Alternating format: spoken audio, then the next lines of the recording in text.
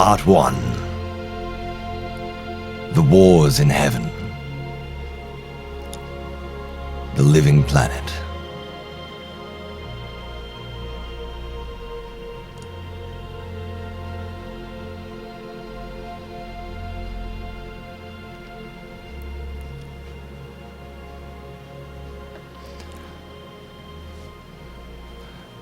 On an unknown planet in the universe, a race of avian humanoids evolved.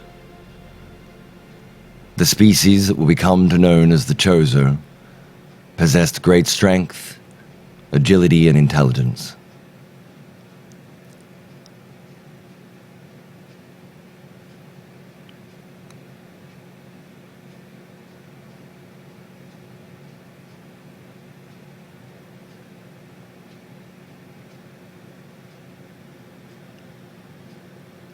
The species is peaceful and is driven by a social, religious value that nature is sacred.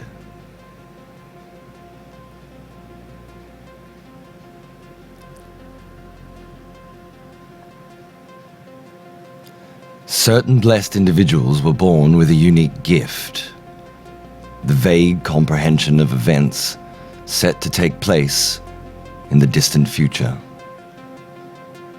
Driven by these prophecies, the race advanced quickly and became spacefaring.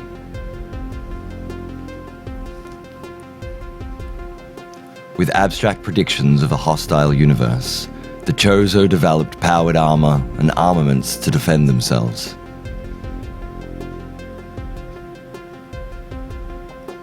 Prepared for whatever hostility awaited them,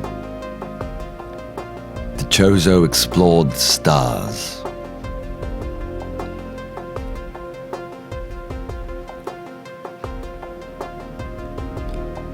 The Chozo discovered that, despite their prophets' visions of a chaotic, warring universe, the cosmos was enjoying a prolonged period of peace and enlightenment. First contact was made with a number of old and wise races, such as the Ela, the Nakren, the Brionians, the Alimbic, and the Luminoth. The species shared their cultures and technology and gently colonized wild worlds, such as Aether, Elysia, and Talon 4.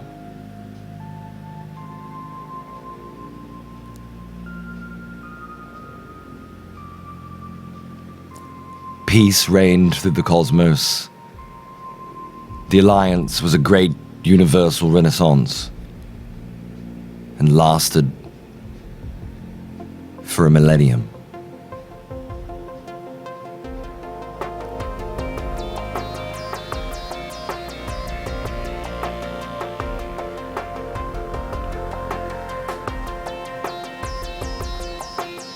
During this calm, the Chozo prophets continued to receive increasingly severe visions of chaos. They foresaw a universe consumed by war, horrors evolving on distant worlds, and a great toxicity waiting to be unleashed. As the visions became more precise, the species isolated itself from its allies. The Chozo civilization became intensely driven to fight this unclear threat.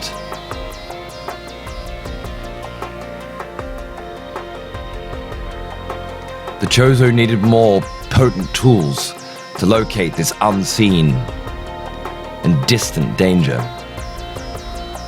They expanded their Skytown colony on the gas giant Elysia and remade it into a vast interstellar observatory, powered by the planet's endless storms.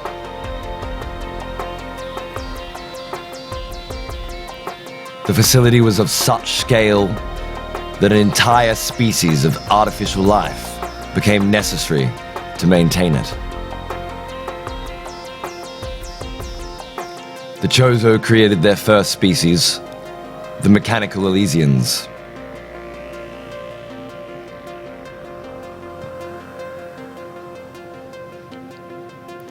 Probes were launched across the universe, and the Elysians and the Chozo scrutinized the data.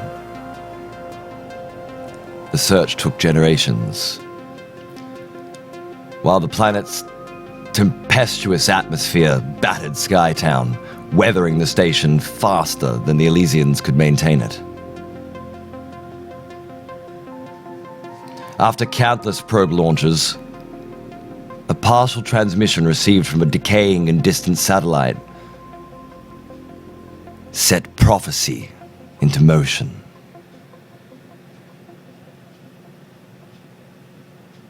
You see the little white edge on the right side of the image there?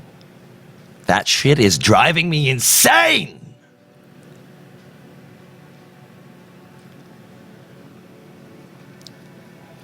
The data was terrifying. The blue planet registered as an organism, somehow existing as both mineral and flesh.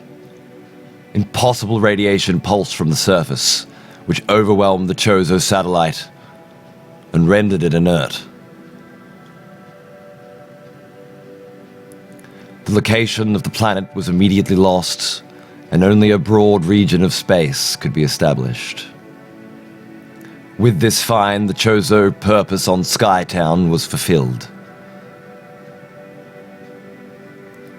The race departed the facility, leaving the Elysians to continue their monitoring of the stars. The abandoned race of robots continued to launch satellites to try and rediscover the blue world, hopeful that such a discovery would herald the return of their Chozo creators.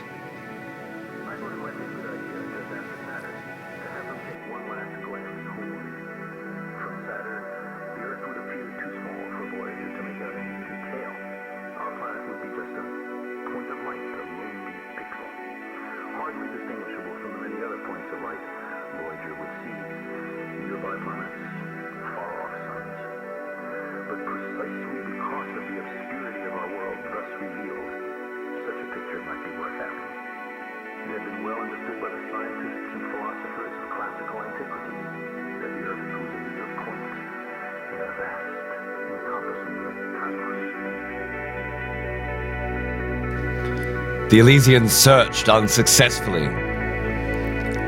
until Elysia's endless storms eroded their civilization into a rusted remnant. The Chozo reconciled their vague discovery of a blue living planet with their prophecies of toxicity. On this distant world of poison, could creatures have evolved so vicious that they endangered the universe? The invasion of Phase.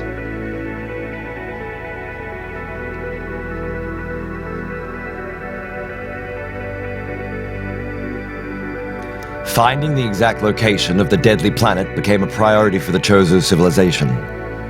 A gargantuan ship was assembled on the holy planet of Talon 4 and dispatched to the dark corner of the universe where the Elysian satellite had been lost. The greatest Chozo warriors, scientists and prophets commenced a crusade for the hostile world, knowing that they would likely never make it back home.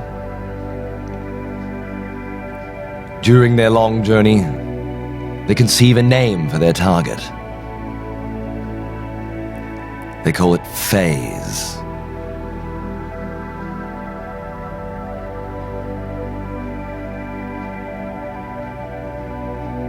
Generations passed, and the Chozo expedition finally located the blue planet. As they approached, they witnessed the living world as it endlessly pulsed with blue and white energies. There was nothing like this place elsewhere in the universe. Their scans confirmed their worst fears. This atmosphere was a bathe of radiation and mutation, and evolution had produced horrors.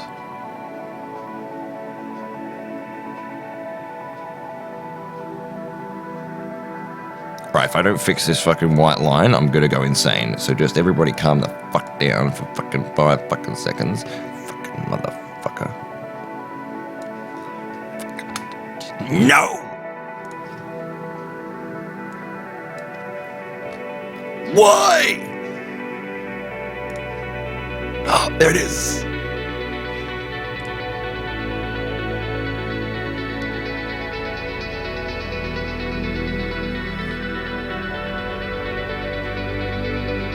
For billions of years, phase had mutated and irradiated life that evolved on its surface. The strongest creatures had survived to thrive in an ecosystem of beautiful poison. It was then that the Chozo understood. They'd arrived at the home of the most devastating and deranged creatures in the known universe. If these monsters were to escape their containment on phase, they would ferociously consume their way through the cosmos. With younger races only centuries away from space travel, the Chozo could not risk them finding this world and releasing its terrors. The Chozo expedition came to an impasse. The threat of Phase's super predators had to be neutralized, but severe action against the planet would be sacrilege. The Chozo held life sacred and refused to destroy the unique living world. A dangerous plan was agreed upon. The expedition ship landed on Phase, exposing the crew to tremendous radiation.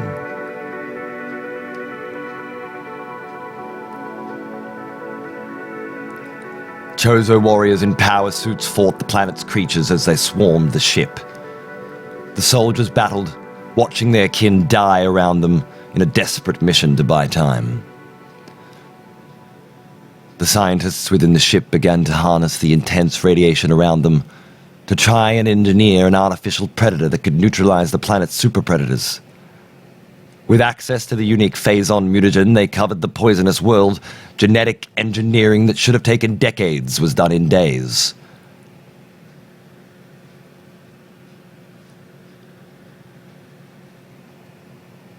The Chozo engineered the first Metroid.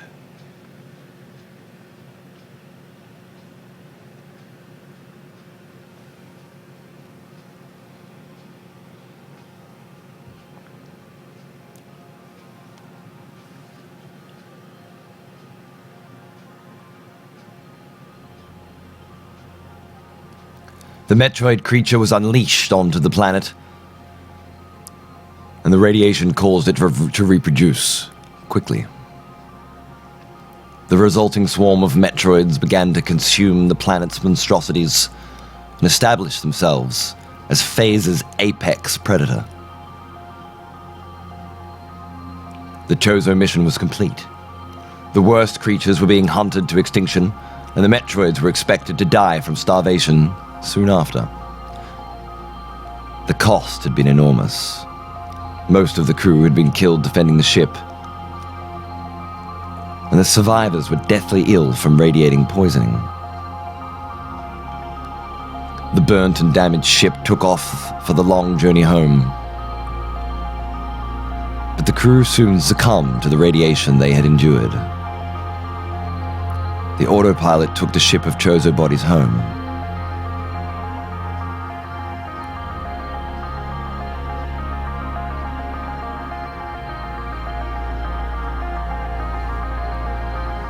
On Phase, the Metroid presence lasted decades as they consumed the planet's super predators. The corpses of Chozo warriors were absorbed into the planet, and their battle armor slowly became weathered and scattered.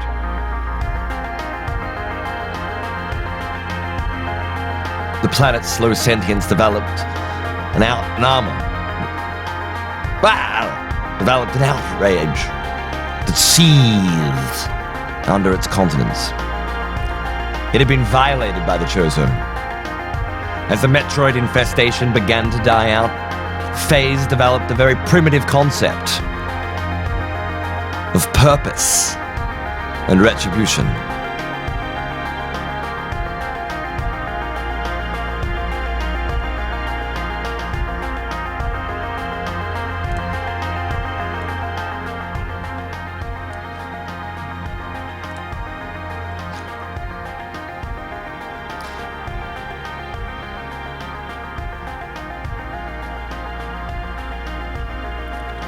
Phase established a vague awareness of concepts it had absorbed from the brains of the Chozo warrior corpses, and the location of two worlds from the Chozo's memories.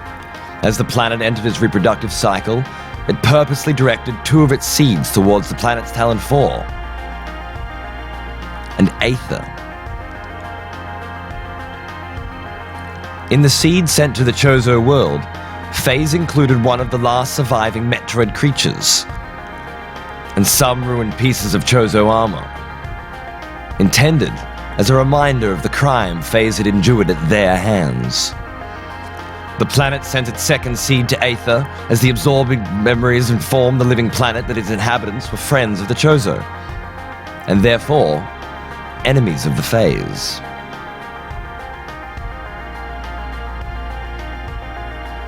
The expedition ship, heavily damaged by radiation and lack of maintenance, was guided back to civilization by an increasingly erratic autopilot. After decades, it eventually approached the Chozo world of Zebes and crash-landed onto its surface.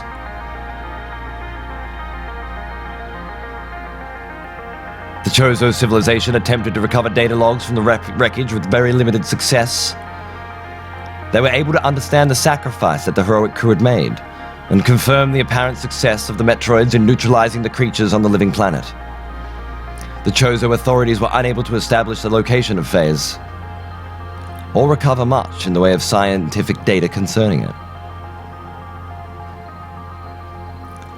As the Talon 4 seed began its centuries of traveling through space, the lone Metroid within absorbed vast amounts of phazon and radiation. It became self-aware, and it grew in size, intelligence, and strength. It used the ruined pieces of the Chozo armor to construct itself an exoskeleton, and descended into madness. The exoskeleton failed to protect the creature from the endless radiation, and the Metroid became as exotic as Phase's extinct super predators. An undying, tortured genius. The creature that would become to known as Metroid Prime resented Phase for imprisoning it in the Leviathan. It resented the Chozo for creating and discarding the Metroids. It decided that it would survive, bring order to the chaotic universe that birthed it, and somehow enslave Phase to its will. In its solitude, immortal as a consequence of its mutations, Metroid Prime plotted its revenge against the universe.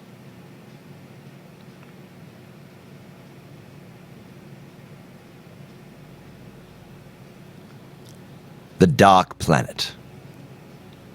With a clear understanding of the danger of living planets, the Chozo Authority commenced a search for similar threats.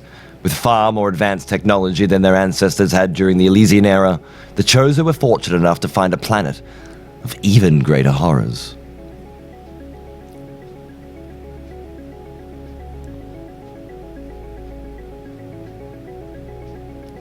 The Chozo detected strange readings coming from a world in a desolate part of the galaxy.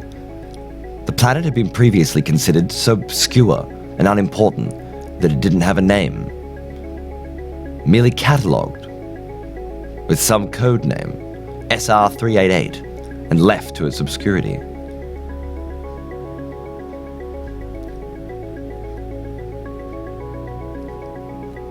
A detailed analysis picked up some extremely strange observations. Though seemingly mineral, the caverns and liquids beneath the surface shifted with metabolic rhythm, as if the whole planet was somehow a living thing. A ship was dispatched, and the strongest Chozo warriors braved the caverns beneath the surface. Few made it back. They told of a cauldron of evil, an environment so hostile and vicious that it had birthed the most terrible things.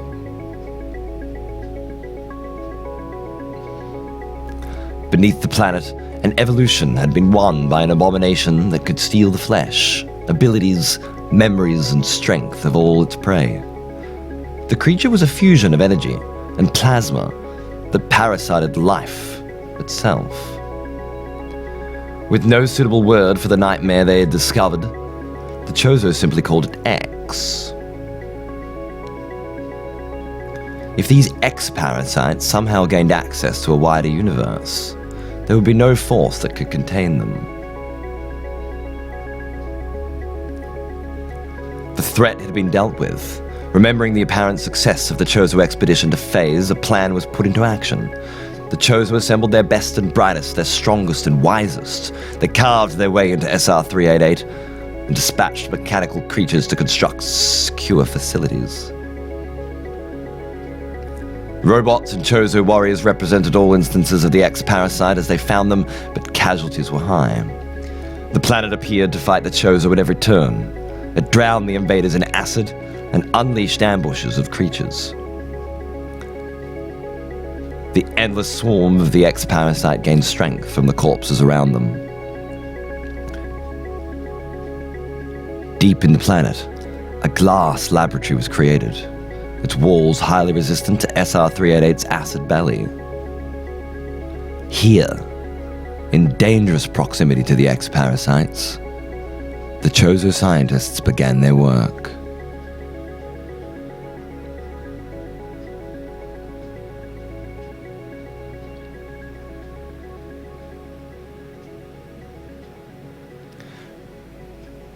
The Chozo tried to recreate the plan of their ancestors, the use of Metroids to pacify super predators too dangerous to exist.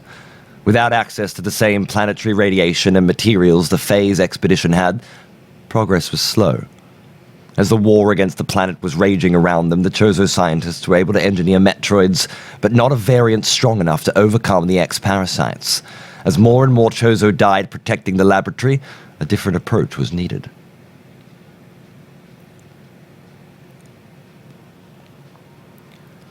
The Chozo succeeded in engineering a Metroid Queen, a colossal creature who would lay Metroid hatchling eggs.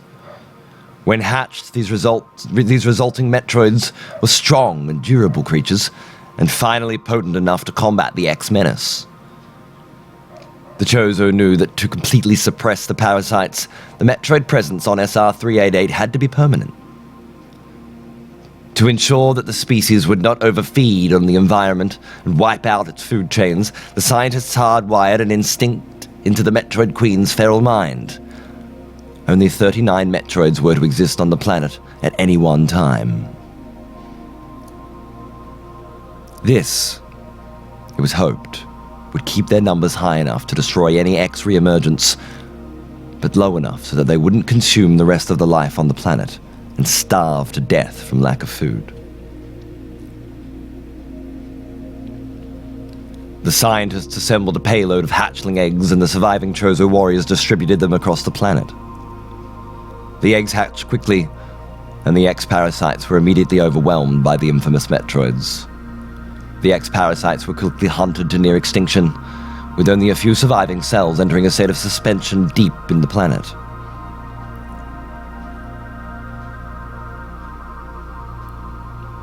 The Chozo had won their war, but only just.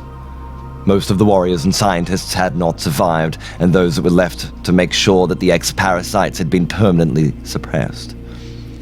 The planet shook with tremors, the earth shifted and acid poured, as if the world was trying to crush the Chozo in their glass laboratory.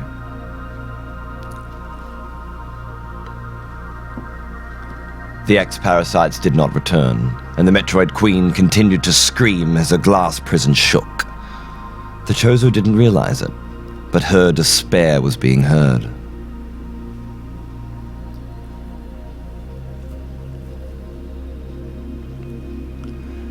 SR-388 had been violated by the Chozo. Though very different to Phase, SR-388 had its own vague sense of awareness. It perceived the Chozo as a viral infection, and the dead X-parasites as part of itself. It understood loss, and it shook with an ancient rage. It changed itself to change the Metroids. It adopted them to replace the X-parasites and quickly killed the weaker breeds. It moved its radioactive minerals closer to their eggs and soon mutated the species. As SR-388 had done with X, it did with the Metroids. It made them strong. Alpha, Gamma, Zeta, and Omega Metroids spawned quickly and responded to the screams of their queen. With their bulk and strength, they smashed through the glass laboratory and slaughtered their Chozo creators. The Chozo warriors were hunted down and crushed.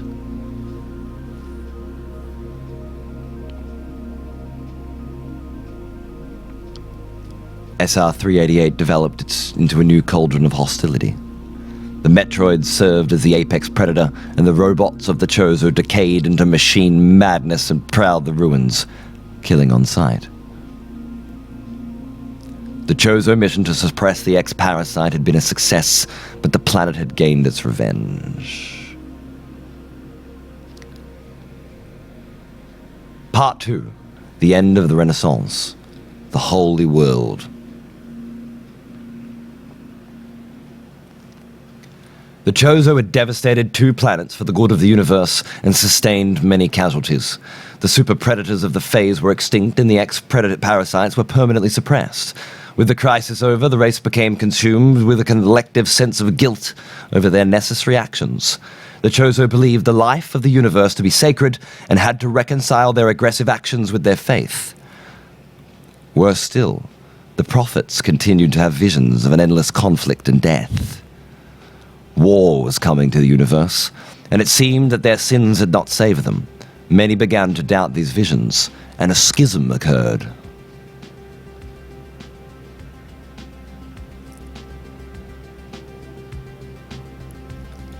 The bulk of the Chozo civilization retired themselves from galactic affairs, leaving only a few scattered colonies amongst the stars. The race retreated to the holy planet of Talon 4, to shun their technologies and begin simpler, poetic lives. These Chozo reconnected themselves to the natural world and tried to find harmony within it. As time went on, the most potent prophets became manic and tried to warn their fellows of a great poison that was to come. The visions were met with increasing dismissal, but the day finally came when the prophets were believed. After eons of swimming in the stars, Phaser's seed entered the Talon system.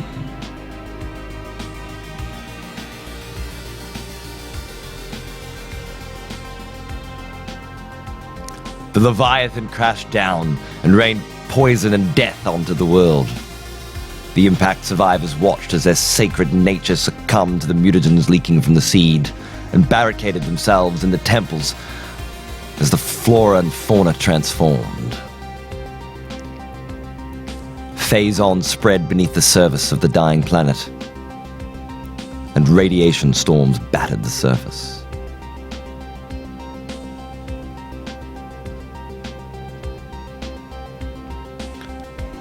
The Chozo's punishment for their sins and the fulfillment of Phaser's wrath reached biblical proportions. The Chozo of Talon 4 did not get to rest in peace. Their life energy suffered from Phazon disruption, and upon death they became mad ghosts who screamed forever as they were torn in and out of the material world. In this purgatory, the undead immaterial Chozo murdered anyone they could find. Mina Deutsch ist sehr schlecht! As their numbers dwindled, the last of the Chozo constructed a great temple above the impact crater. Within this temple, they used what little technology remained to project an energy field around the Leviathan to slow the spread of contagion. As the Chozo civilization on Talon 4 was extinguished, their dying prophets told of a hero who would one day emerge to enter the crater and defeat the evil worm within.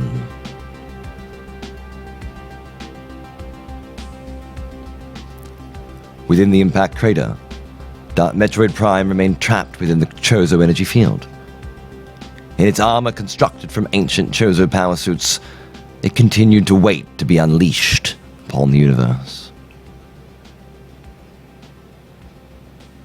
Dark Echoes.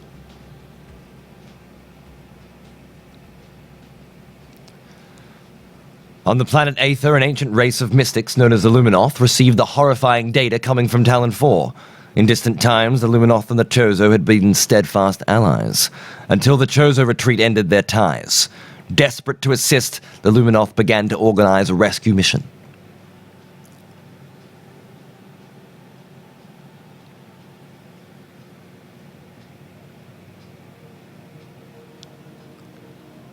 A dark transmission was received from Talon 4. The image showed a screaming, ghostly Chozo figure flickering in and out of the living universe. In its undead madness, it spoke for its kin. It raged that they would kill anyone who set foot on their world. The planet was Pandemonium, a cursed world on which the dead could not die. As the signal faded, the Luminoth realized that there was no one left alive to rescue. The Luminoth were receiving strange readings from their devastated planet. A mutagen was spreading, unlike anything they had ever encountered. They scanned the stars for its source and made a devastating discovery. A mass of the same mutagen was on collision course with Aether. Phase's second seed had nearly arrived at its destination. The people of Aether turned to their technology to save them. Their planet had no native star of its own, and had been implanted millennia ago with a complex energy network that sustained all life.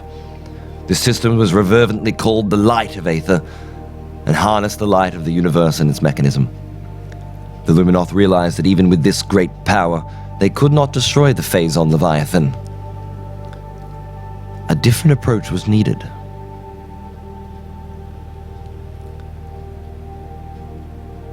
It's quite interesting reading this, having just played the Metroid Prime series, and thinking that all of this happened, but none of it happened while we played the game. All of this happened in the history.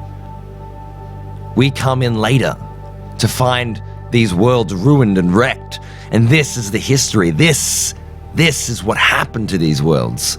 This is why they are the way we found them. This is why they required our assistance. It's wonderful.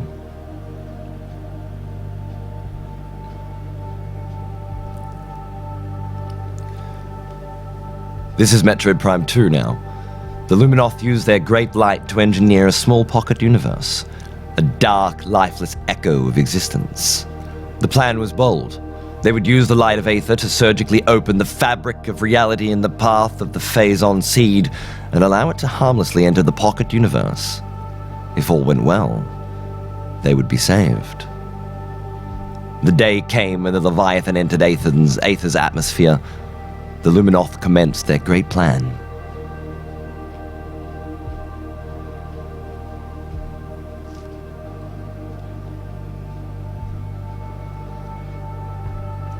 Phase's seed was a sum of living materials beyond Luminoth's comprehension. It hit the pocket universe with incalculable force, and a tsunami of exotic energy ruptured space and time. The equipment containing the dark reality lost containment within moments, and the Luminoth were helpless as their creations expanded across the entire planet.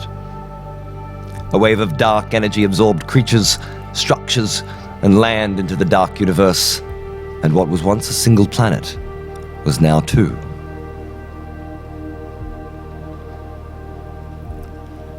The Luminoth surveyed the devastation.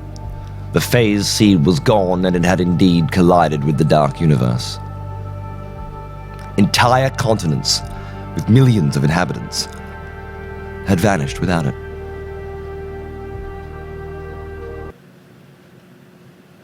Oh, come on, mate. What are you stopping the music for? We were in the zone. Thanks, mate. In the dark universe, a grotesque world was being born. Previous inhabitants of Aether, having been absorbed when containment of the pocket universe was lost, found themselves twisted by the corrosive new reality around them. Most perished, and their flesh fed the strange carnivorous fungi that glowed sickly colors. Some survivors were mutated by the phasons slowly spreading beneath the surface and adapted to survive in the hostility.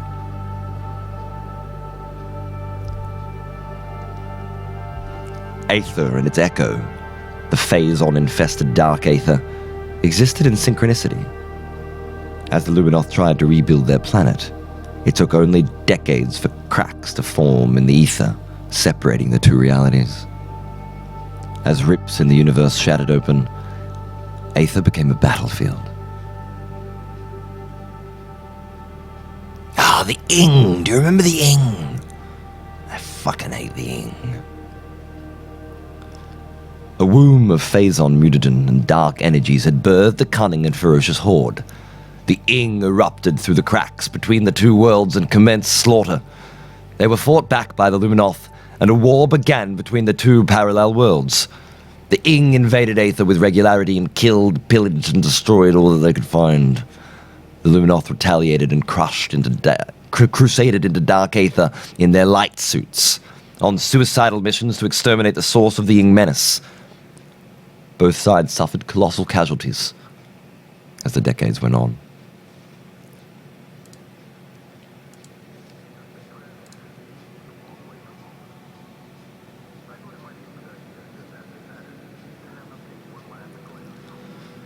The war was being lost by the Luminoth. The Ing had exterminated most of their race and had stolen too many vital technologies. With the theft of essential energy components from the Light of Aether power network, they had become a defeated people. The Ing had destroyed all of Aether's ancient ships and condemned the Luminoth to no escape from their doomed world. With no other choice, the survivors sealed themselves in an inner sanctum and entered a state of suspended animation. One custodian, Moss, volunteered to be their guardian. As Aether became weaker and weaker, the Luminoth waited for someone to save them. They would wait a very long time.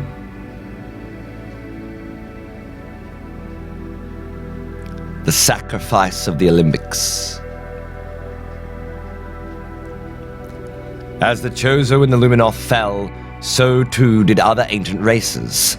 In a distant part of the universe, the Olympics were a militaristic society that maintained peace in their galactic cluster. Their order was shattered when a murderous entity, originating from some place beyond the understood universe, plummeted into one of their worlds. The creature emerged from the devastation as a gaseous entity and assumed an Olympic-styled body to begin its onslaught. This is Metroid Prime Hunters. This alien juggernaut was named Goria by the Olympic race, and they soon understood it brought only death. Goria killed every Olympic it could find and destroyed everything in its path. Planet after planet fell to Goria, and the Olympics realized the creature would never stop. The Olympics performed an act of supreme sacrifice. They combined the mental energies of their entire race to forge a prison for Goria. The psychic prison held it bound, and it was transplanted into an organic vessel called the Oubliette. Now fuck off. The vessel was launched into the void outside of the universe, a course that would keep its indestructible prisoner in exile forever. The systems of the prison ship were tasked to scan every molecule of the imprisoned Goria and devise an organic weapon that could be used to kill it. The mental energies expelled in this plan consumed the physical bodies of the entire Olympic race. They vanished from the universe in an instant. Their sacrifice protected all life in the cosmos from Goria's murderous rampage. This is beautiful. The War of Brio. As the old races of the universe died around them, the lizard people of Brio faced their own challenges. The Brionians were an advanced, space-faring race who had learned much from their Chozo allies. Their society was a deeply polarized one, with tensions eternal between the scientific and religious factions.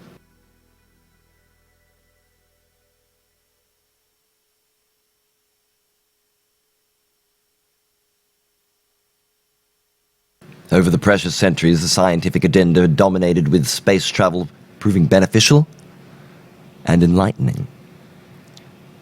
As the Chozo, Luminoth, and Olympics faced extinction, the religious Brionians believed more than ever that the universe was a hostile place and became desperate to stop their scientific counterparts. A great war exploded across Brio. By its end, the scholars had been wiped out, and the survivors of both sides had regressed to a feral existence. The race devolved into animals, wandering around the ruins that they no longer understood. Language vanished, and strength ruled. Anyone who landed on Brio was meat, to be killed and eaten. The little rainy planet. The onslaught of vengeances, conquerors, poisons, and politics destroyed the old races. The Olympics had lost their flesh, while the Brionians had lost their souls. The Luminoth had retreated into stasis, and the Chozo of Talon 4 had been condemned to a living death. Oh, thank you for linking this article, by the way, that's on Kotaku. I'll make sure I do a bit of a wrap-up of the music and the article that we're reading to give proper credits to the people who have created this wonderful fucking experience. And to anybody who's watching this in the archives at any point in the future, this is live, and the reason why I haven't included the chat in this experience is because it's full of fucking spam from cocksuckers for some reason. But there are a bunch. There are 755 people currently watching this live. I very much hope you're all enjoying it.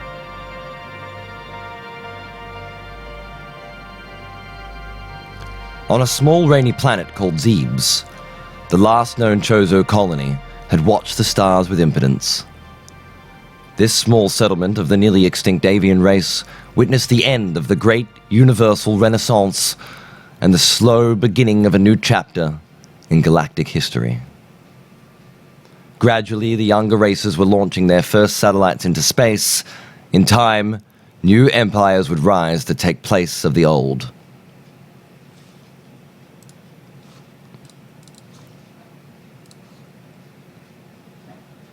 Okay, so this is quite cool. Seems like the old history has ended now. Metroid Prime has fucked shit up. Things are moving forward.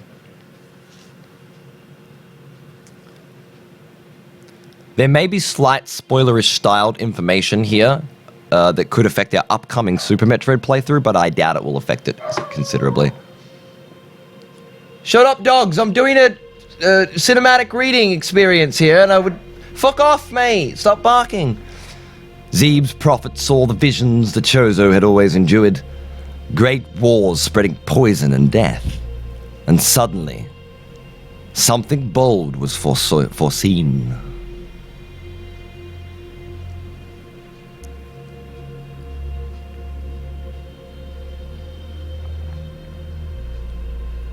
A great hunter, clad in orange, red, and green. The Chozo glimpsed a future hero, alone in the darkness beneath the worlds, fighting so that good could survive evil. They saw her cunning. They saw her curing poison planets and ending galactic wars. They saw the universe's one chance to survive its apocalyptic future. They saw the only one who could defy prophecy. And they saw her wearing Chozo armor.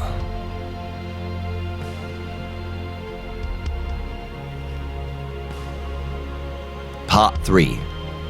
The New Empires. The Humans. On the planet Earth, the human race had finally developed a ship capable of leaving their solar system. A brave crew ventured into the universe to learn whether life existed elsewhere. Their discoveries fundamentally changed the human condition. On planet after planet, they found ruined tombs and cities, guarded by weathered statues of dead races. Most significant of all, they found technology. The humans reverse engineered their salvage and advanced with pace. Within another century, faster-than-light ships explored the stars, and colonies transformed hostile worlds into homes. peaceful relations formed between the other younger races, and a great galactic federation was founded. The Space Pirates. In less hospitable regions of space, a cabal of battered races joined their forces to survive. On planets where acid rain burned flesh and magma flowed, the Alliance expanded into a hardened space empire. They ventured into nearby systems and took what they needed from anyone they could reach. They found the ruins of the old races and ransacked the ancient technologies within. They immersed themselves in science and unlocked the secrets of their finds. Within decades, they had advanced their spread with stronger and faster ships. The creatures enhanced themselves, rewriting their genetics and integrating mechanisms beneath their flesh. They were unique, a cybernetic race of furious murderers with a skill for patient scientific process. As more planets were invaded, their conquered civilizations were conscripted by force. The inevitable moment came when their empire reached the borders of the vast galactic federation.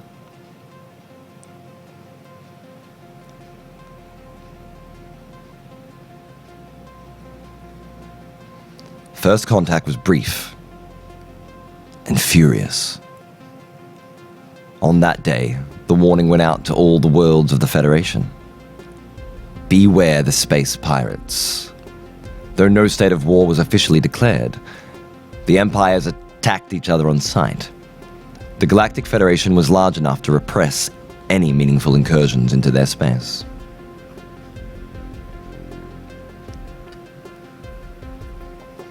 The massacre of two families. The Galactic Federation discovered that the last Chozo colony on Zebes. The tired ancient avians welcomed the humans and shared with them wisdom and knowledge. They offered the Galactic Federation new sciences and taught them how to make organic computers. The Federation studied the Chozo's own central processing unit, an engineered brain that mothered over their colony, and left with plans to assemble their own variants. On the nearest habitable planet of K-2L, a colony was established.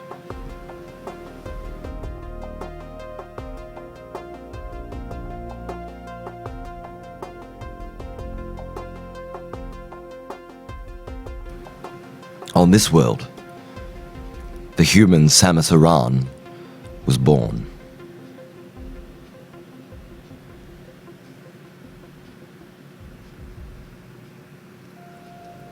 Barely out of infancy, the young Samus witnessed her family die. A space pirate raiding party overwhelmed her colony and murdered everyone she ever knew. By staying silent while surrounded by horror, Samus survived as the pirates ransacked the settlement and left. The Chozo colony on Zebes received K-2L's automated distress signal. In an ancient, dusty ship, they reached the planet and found Samus to be the only survivor of the massacre. The child was brought to Zebes, and the Chozo deliberated.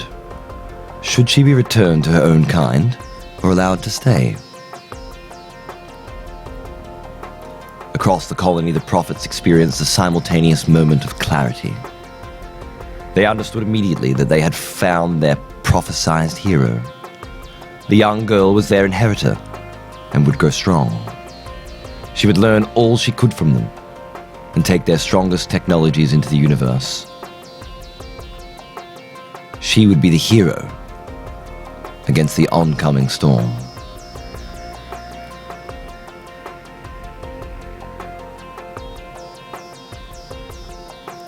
Samus Aran reached maturity amongst the Chozo. She was trained in the combat arts of the great extinct races. She was infused with Chozo genetic material so she could employ their technologies. She was educated to be a scientist, an explorer, and a tactician. Everything that was good about the Chozo civilization was allowed to live on in Samus.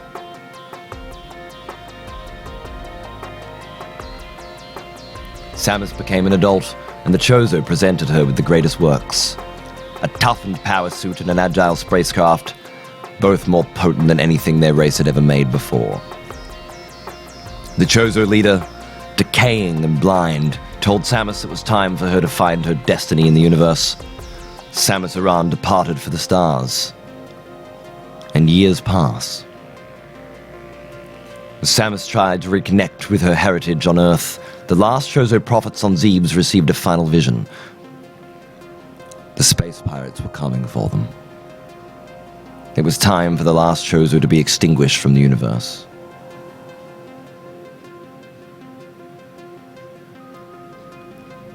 The Chozo hid their technologies throughout the planet, in places that they were certain Samus would find them. They concealed a second power suit within the walls of their holy temple, having foreseen Samus may require it in the future. They then returned to the surface to await the inevitable. The space pirates invaded in force and murdered Samus Aran's second family. The Chozo became extinct.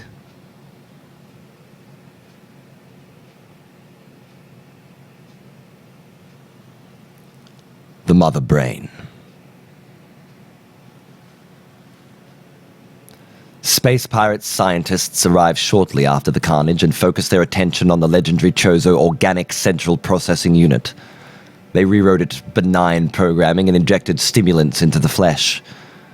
They enabled it to form an artificial intelligence obsessed with strategy and conquest.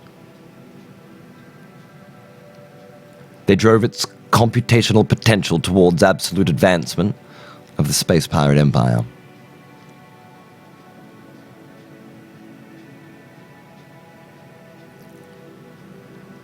The results were beyond High Command's most optimistic projections. The space pirates had created a leader, a desperately needed figure to unite their fragmented empire. They had created their Mother Brain. The great space pirate Generals Ridley and Kraid arrived at Zebes, ready to pay tribute to their new master and to plan for the future.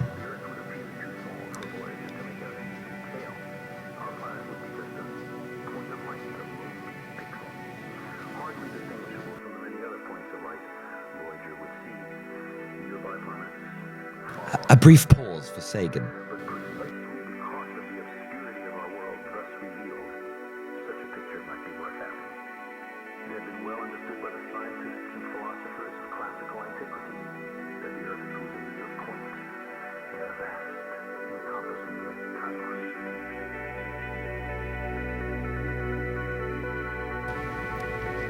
Mother Brain delivered to the space pirates knowledge and power. She told them of a world referenced in her oldest Chozo databanks, a planet bathed in a mutagenic poison waiting to be farmed. She instructed High Command to prepare an armada of ships and invade the planet Talon 4. The order was followed immediately, and the High Command discovered a world deranged by contagion. Beneath its surface, endless pools of phazon waited to be weaponized, and a great mining operation began. Mother Brain received data from their readings on the planet. Even after 1,000 years, the source of the phazon was still contained in the Chozo force field. She scrutinized her records further and was unable to ascertain any method of breaching the barrier. The space pirates could retrieve the phazon, but were denied access to its source.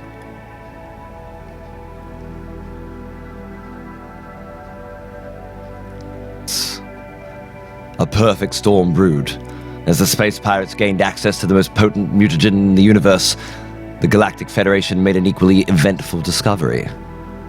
They found the dark planet SR-388.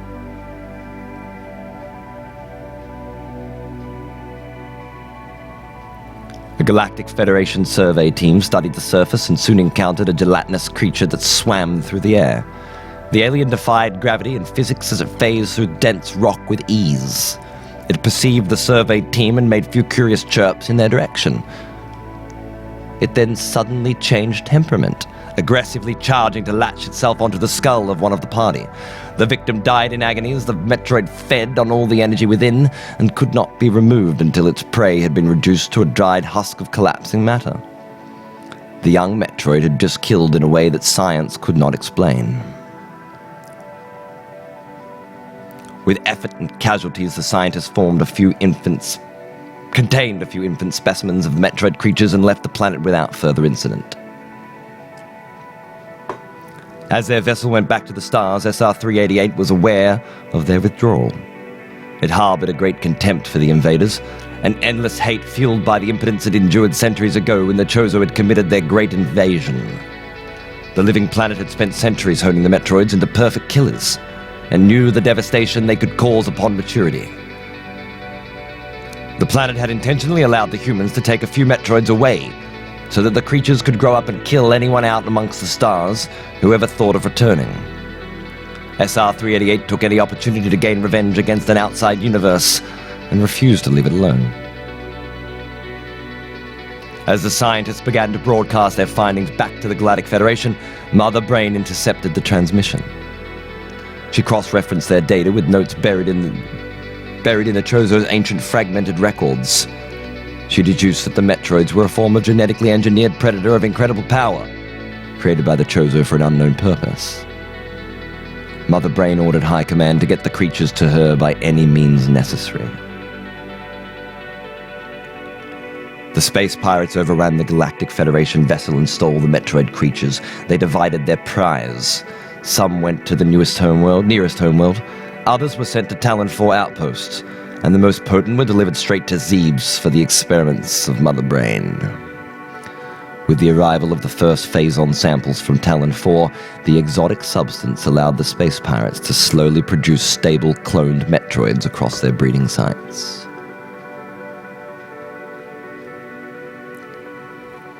The Revenge of Samus Aran.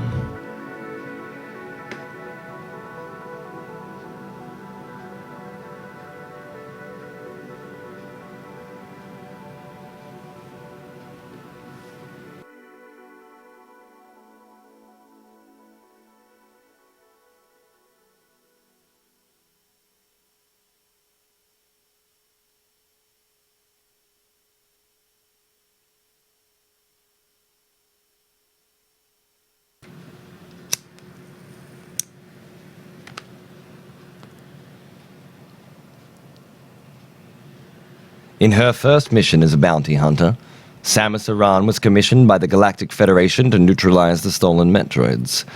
Through careful investigation, Samus discovered that the pirates are operating from Zebes, her home. She concluded that the space pirates had murdered her second family, as they had done with her first. They have took from her everyone she ever loved, and destroyed her two worlds.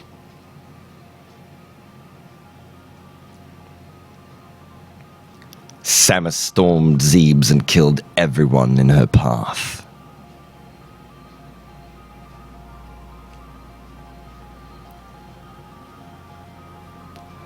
Ladies and gentlemen, give you the first Metroid. As we played it, Metroid Zero Mission. As her defense was breached, Mother Brain unleashed the great generals Ridley and Kraid. Both were killed, and desperate to stop the intruder, Mother Brain released the Metroids. Samus Aran exterminated the creatures and invaded the Inner Sanctum.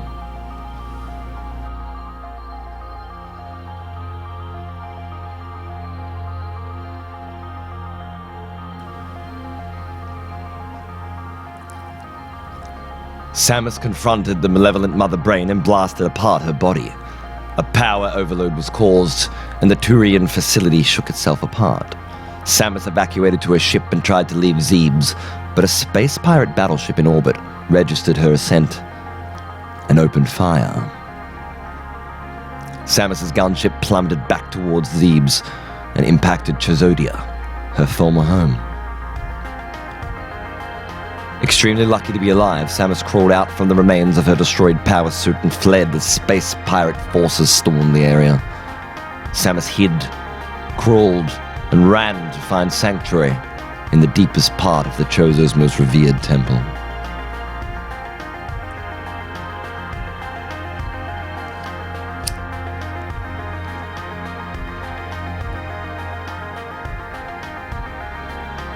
Samus found herself surrounded with murals of the dead Chozo, and accepted that she was alone in the universe. Overcoming despair, she solved the trials of the Chizodian Temple, and a concealed power suit was revealed to her. The shining armor was even more potent than the one she had just lost, and was able to integrate the most exotic Chozo technologies. Samus realized the greater meaning of her find. The Chozo had left her gifts for her in places that they had foreseen she would traverse. Her adopted family continued to protect her long after their deaths, and she would find their statues cradling survival equipment in the darkest corners of the cosmos.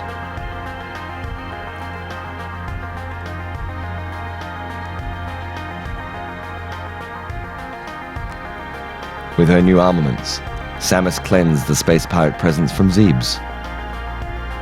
She became known as the Hunter, and the space pirates learned that they will always be hunted down for what they did to her families.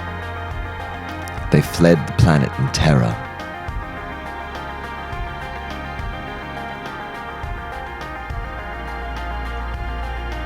Talon 4, Metroid Prime.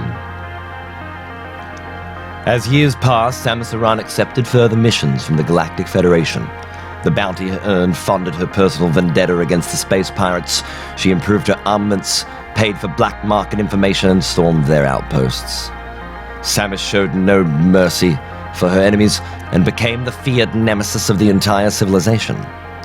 With the income from her Federation services, Samus had soon amassed enough money to buy the most secret information regarding the space pirates.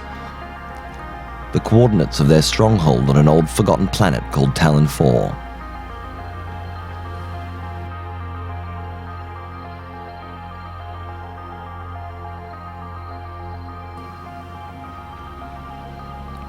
Samus guided her ship into the Talon system and investigated an orbiting space station.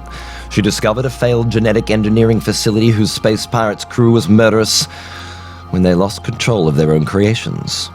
Samus fought her way through the ferocious beasts scattered within and discovered a half-insane cyborg recreation of the space pirate General Ridley. As the station began to collapse, the biomechanical dragon fled to the world below, and Samus pursued.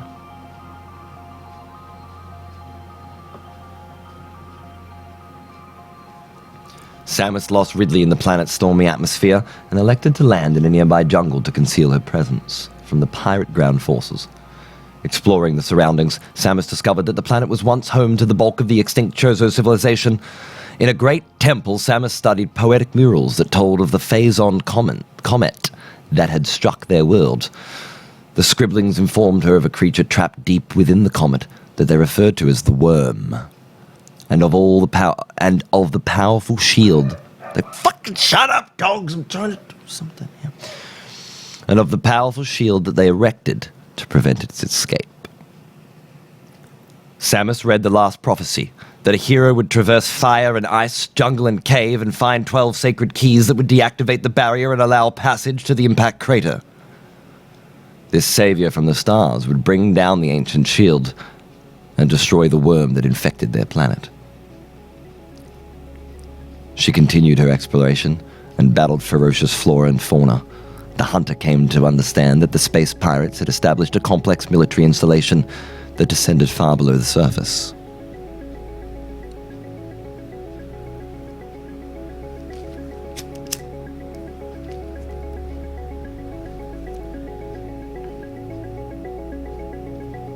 Samus hunted the pirates and accessed their computer logs.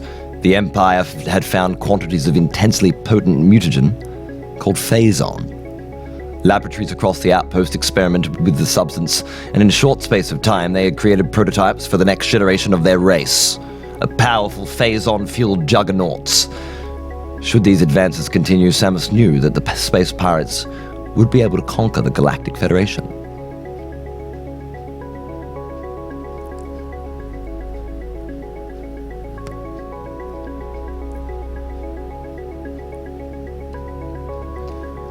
In the most secure laboratory, Samus made a devastating discovery. The space pirates had used Phazon to create an army of stable clone Metroids and lost containment.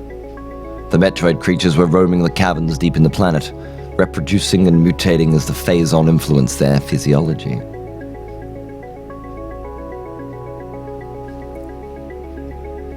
Samus's final discovery was the most horrific. The powerful, poisonous Phazon was not a rare material of Talon 4. Despite the Chozo shield containing the impact crater, the substance had spread and consumed the world inside out. The core of the planet presented the space pirates with a vast supply of Phazon, enough to fuel their conquest to the stars.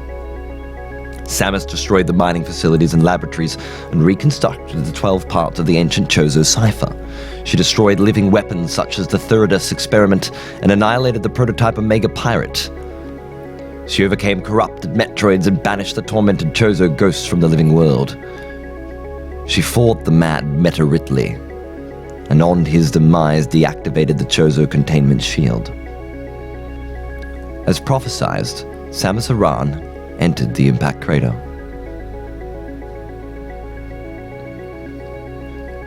Samus Aran had opened Metroid Prime's cage and had no understanding of what she was able to unleash on the universe. The creature had become imprisoned in a different era and had spent eons being torturously transformed by Phazon into an undying mad genius.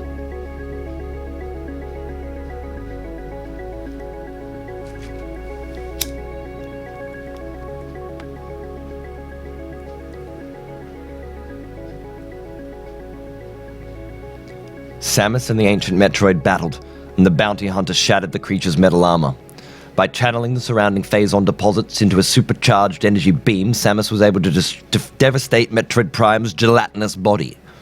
After a tremendous battle, the old creature began to collapse on itself.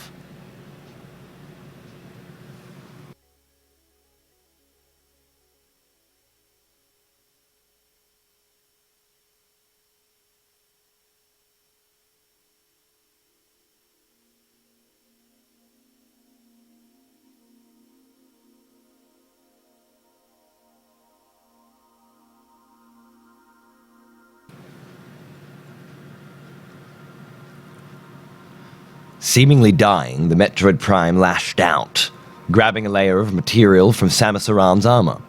The creature melted into a pool of Phazon particles, and the bounty hunter evacuated the impact crater. Samus Aran had seemingly succeeded in her mission.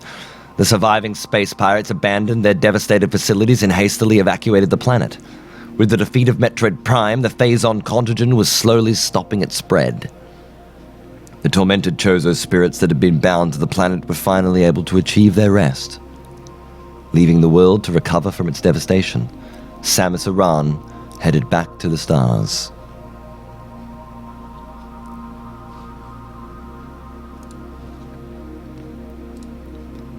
The Dark Hunter.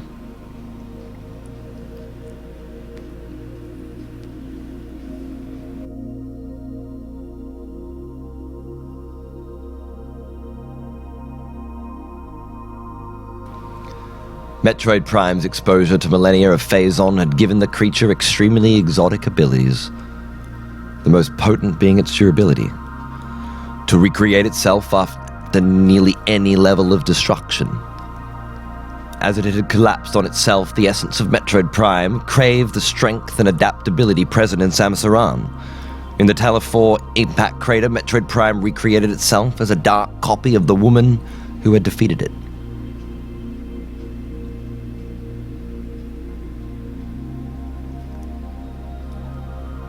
Dark Samus clawed its way out of the impact crater. It departed Talon 4 to spread its venom across the stars and to sow the seeds of a great war.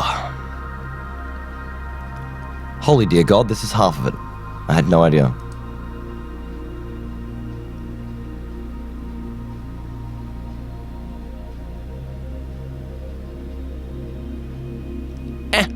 In for a penny. The Spectacular Story of Metroid, Part 2. I will read this as well, I think it's important. This article is a continuation of Mama Robotnik's epic telling of the story of Nintendo's Metroid series. Please make sure that you've read Part 1 and its official explanation of where this lore comes from first, and make sure your browser is ready for a long piece stuffed with awesome images. Oh, it's ready. Oh, it's ready. Are you ready, dear viewers, for Part 4, The Poison War? This will be important because we're not playing Metroid Prime Heroes, so it'll give us a little bit of backstory that we didn't get in our chronological playthrough. Samus considered the Talon 4 incident to be resolved and returned to her duties. She was contacted by the Federation for a very unusual commission. Bounty hunters throughout the galaxy were turning their attention to the supposedly dead Olympic cluster, home of the expired Olympic civilization. A telepathic message had been sent through space promising untold power to whoever reached its source. Samus investigated and discovered that the hunters were being guided to assemble ancient Olympic relics into a great key, and were fighting each other for their components.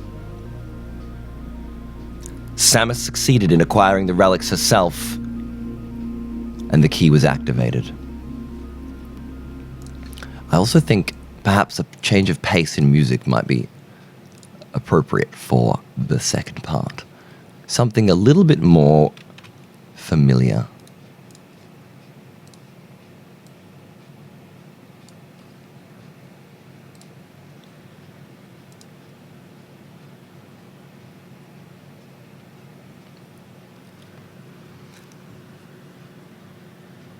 The key brought the hunters to the void outside the universe, to the prison of the murderous Gorilla.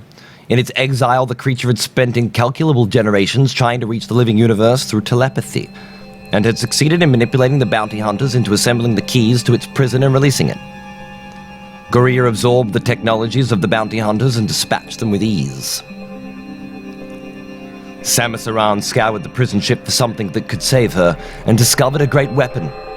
Over the millennia, the prison ship had studied every atom that formed Gorilla, and constructed a single weapon, capable of disrupting its molecules and killing it. Samus armed herself with this Omega cannon and finally killed the diabolic creature.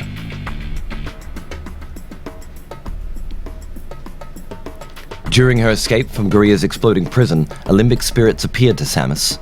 They silently thanked her for avenging the death of their race, and guided her back to the living universe. The Galactic Federation paid Samus generously for investigating and pacifying the Gorilla threat.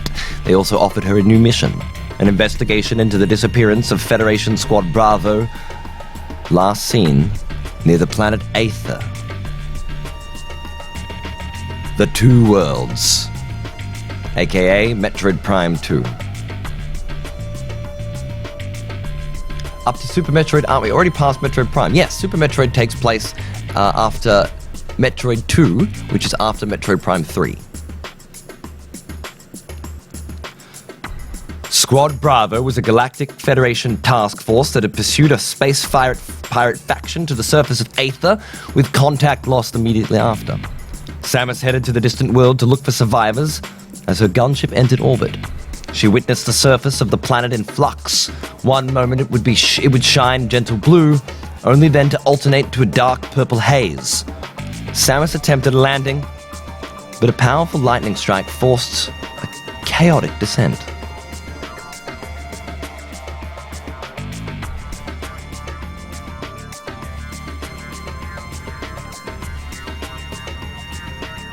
Thank you all for the kind comments as well. I hope this isn't too boring for you. I'm fucking loving it. This is wonderful, especially now as we've just finished 3 Metroid Prime games and we're so confused as to what's happening. I want to set... Super Metroid is one of the best games ever made and one of my favorite games of all time, and I want it to be properly appreciated in a way that I have never in my life appreciated it before. Which is to say, I want to play it with a full understanding of the story that precedes it.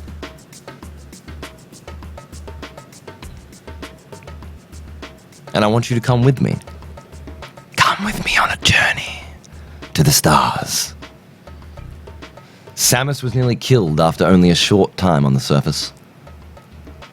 Two worlds fought each other for dominance, and the bounty hunter was thrown chaotically between the dimensions. First attacked by a force of reanimated corpses, Samus overcame their assault to face an onslaught by a living mass of demonic ing. The horde stripped her of her abilities and left her for dead. Severely depowered, Samus tried to progress in her mission and found a sanctuary. Within a secure temple, she discovered the one creature on the planet that didn't want her dead.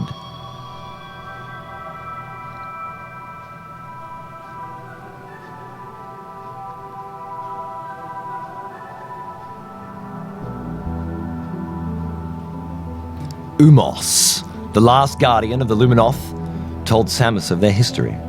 She learned of the Phazon comet that came from the stars and how its impact tore Aether into two warring worlds. She is told of the Luminoth survivors and their centuries of sleep in a state of prolonged suspended animation. Samus developed a respect for the lonely Umos, who had acted as the Luminoth's protector as his race sought to wait out eternity in their sleep.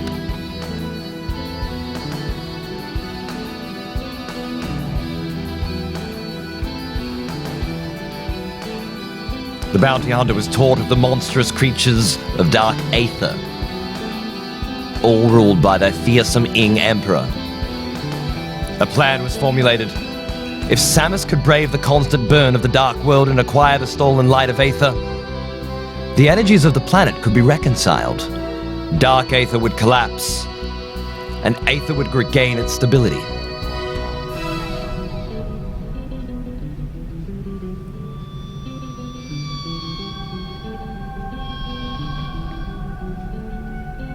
Samus ventured between the two parallel planets and fought her way through the formidable Ing armies. She discovered the remains of the dead Squad Bravo and slaughtered a terrified group of space pirates who attempt to mine Phazon on the planet had met with disaster. Samus began to acquire the energies of the light of Aether. It was then, during her mission to destroy the dark form of Aether, when Samus Aran first met the dark form of herself.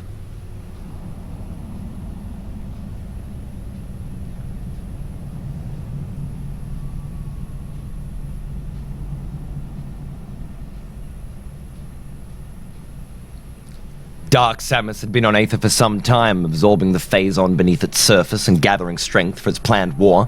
The creature had intentionally stayed in the shadows, but as Samus had become stronger, it chose to strike. It repeatedly engaged Samus in battles across the planet, and was repeatedly destroyed only to resurrect itself after a time and come back stronger. Eluding the pursuit of Dark Samus, the bounty hunter eventually reached the hive of the Emperor Ing. This creature had created its lair within the biggest Phazon vein on Dark Aether, and had become strongly changed by the mutagen.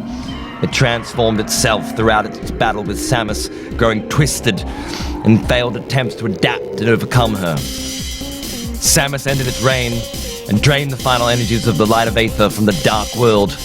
The Dark Planet began to collapse.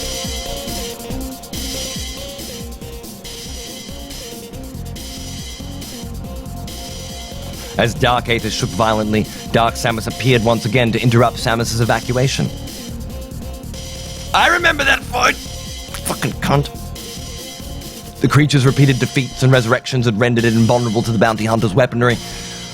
The two battled as the planet slowly destroyed itself around them. Samus was able to channel Dark Samus's energies against itself, absorbing the Phazon shards that erupted from its body and launching them back in to create an overload of energy. Dark Samus was once again torn apart and collapsed into Phazon particles. Samus evacuated to Aether, and Dark Aether and its cursed inhabitants were cast into oblivion. Umos released the Luminoth from their millennia of stasis, and the species returned to the waking world. As Samus Aran left for the stars, the species began to plan the restoration of their devastated planet. The corruption of the space pirates. In Aether's orbit, Dark Samus recreated itself once more. The creature had come to this planet to consume its Phazon, and had absorbed enough to give it incredible power. During its time on Dark Aether, it had watched the Emperor Ing control its chaotic brood through intense mental domination. Dark Samus taught itself this ability. A small space pirate vessel entered orbit. Oh, God! A small pirate space...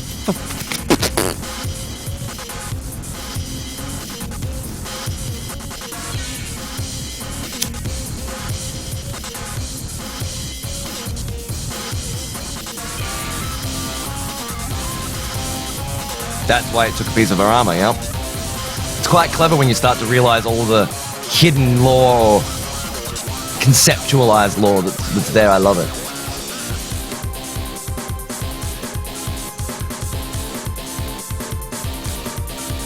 A space pirate... Wait. I went the wrong way, sorry. Here we go.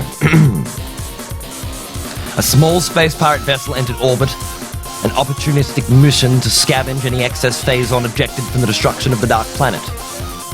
Dark Samus stowed away on this homeworld ship and remained hidden until the craft returned to the nearest space pirate homeworld. Upon arrival, Dark Samus made its presence known. The pirates sent entire armies to destroy it, but the creature continued to recreate itself in stronger forms and slaughtered its way to the space pirate high command. Dark Samus interfaced with their command networks and communication systems and applied the mental domination it had learned from Emperor Ing. Within moments, the collective races that made up the space pirates entered a state of religious fervor. They looked upon Dark Samus, and they saw God. Now the leader of the space pirates, it ordered an attack on a powerful Galactic Federation battleship, the GFS Valhalla. With the space pirates completely dominated by its will, Dark Samus enabled them to commence the assault in perfect harmony with each other's actions. The highly coordinated force dominated the Federation's ship and stole its Aurora unit, a large organic computer system somewhat resembling a colossal brain in a containment tank. Dark Samus had grown strong enough to sense the location of the living planet Phase, the source of all phazon and the cause of Metroid Prime's tormented existence. The creature led a space pirate armada to a distant blue planet, and the creature once known as Metroid Prime finally had its revenge. Phase had condemned the lone Metroid to millennia of pain and torment as it launched it across the stars in its phazon prison to Talon 4. That small Metroid had survived, grown strong and intelligent, and had never forgotten its suffering. It took sadistic pleasure as it violated the living planet by painfully implanting the Aurora unit into its crust. Dark Samus doubled with the organic computer's reprogrammed artificial intelligence.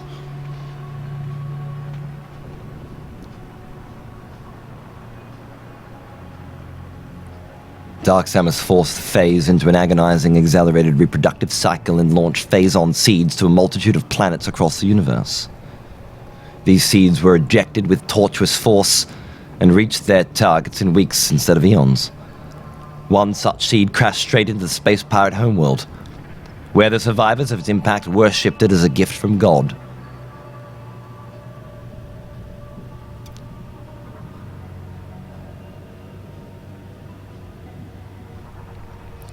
The space pirate civilization changed under the rule of Dark Samus. The seed, now embedded in their homeworld, gave them access to colossal quantities of phazon, and the substance was imbued into their bodies and technologies. Dark Samus ordered her worshippers to distribute cloned Metroid creatures to all the worlds which Phase seeds had impacted. Having earned its revenge against Phase, it now intended to carry out its final plan. It would spread phazon and Metroid creatures throughout the universe, and the Metroids would eventually mutate and evolve into self-aware creatures like Metroid Prime.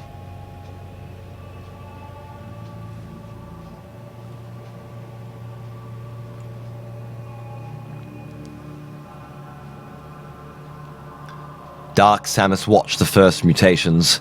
If all went well, it would no longer be alone in the universe. The corruption of the Galactic Federation. As phazon appeared across the universe, the Galactic Federation was able to study its monumental properties.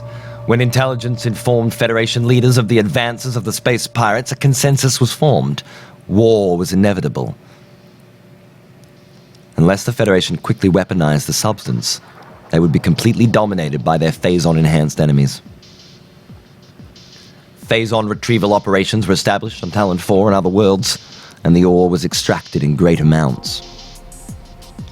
Federation vessels conveyed huge amounts back to the core systems, where the material was infused into all military technologies.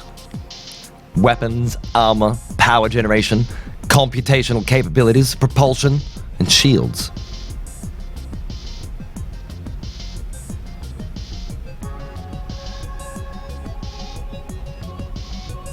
It took barely a few months for the Galactic Federation to corrupt itself with the poison. Soldiers guarded the border systems with suits powered by veins of liquid Phazon, while freight vessels shipped more and more ore with increasing frequency. Civilian industries planned Phazon farms to integrate the substance into the technologies of the general populace. The glowing blue aura of Phazon had reached the human imagination, and nothing was off limits. With Phazon demand accelerating exponentially, the Federation and the space pirates battled over infested border planets. When the war started, it wasn't merely a conflict powered by Phazon. It was a crusade for Phazon. Luring the bounty hunters. We covered this over the last 2 weeks mostly. This is largely Metroid Prime 3 now. And because we won't be reading past Metroid Prime 2, Metroid 2, which is next, we are actually coming towards our end. Whether or not we return to this concept at the very end of this of the chronology to wrap up, I think we should. As small skirmishes erupted across distant planets, the space pirates became a society of total war. Their embrace of their Phazon gift from Dark Samus was a spectacle. Tendrils of living mutagens grew out of their world and reached into the acidic clouds above. The races that formed the Empire lined up to be injected with phase minerals and endured the eruption of Phazon crystals from their flesh. They channeled their agony into battle fury, and there was a stalemate. Both the Space Pirate and the Galactic Federations were enhanced with Phazon. While the pirates had more numerous ferocious ground forces, the Federation was supported by their infamous alliance of bounty hunters, independent commandos of unparalleled skills who could not land on a world and bring its mining operations to the point of utter devastation.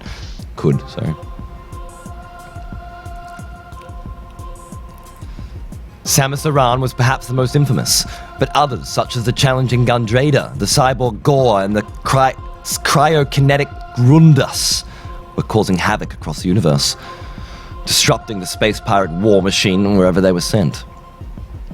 Dark Samus needed these agents to tip the balance, and a plan was put into action. Pirate agents led by General Ridley and Dark Samus discreetly landed on the Federation border world of Narayan. These forces infected the planet's Aurora unit with a virus derived from Dark Samus's studies of the Valhalla's stolen system. Planetary defenses fell as a precision-timed Phazon seed entered the Narayan system on a collision course for the planet. The Galactic Federation desperately needed to save the lives of Narayan's colonists and commissioned their bounty hunters to crush the pirate forces and reactivate the planet's defenses. The best hunters landed and apparently succeeded in reactivating the planet's defense cannons with seconds to spare. Narayan was saved as the Phazon Leviathan was blasted out of the sky. With the mission apparently accomplished, the bounty hunters were immediately taken by surprise. Dark Samus made his presence known and attacked them in a furious onslaught. She launched a Phazon seed into each of the hunters, a microscopic Phazon Leviathan that would parasite onto their flesh as the bigger variants parasited on whole planets. The space pirate invasion of Narayan, the infection of the planet's Aurora unit, and the Phazon Leviathan entering the system, all were bait to lure the bounty hunters into this trap. Dark Samus left them to their horrible fates. The Phazon injection would slowly consume their bodies and their souls. Soon the hunters would devolve into corrupted shells of their former selves and would take place by Dark Samus's side. They would be the agents of its will, the generals of its armies, and would lead the space pirates to total victory. Federation medics arrived on the scene and did everything they could to save them.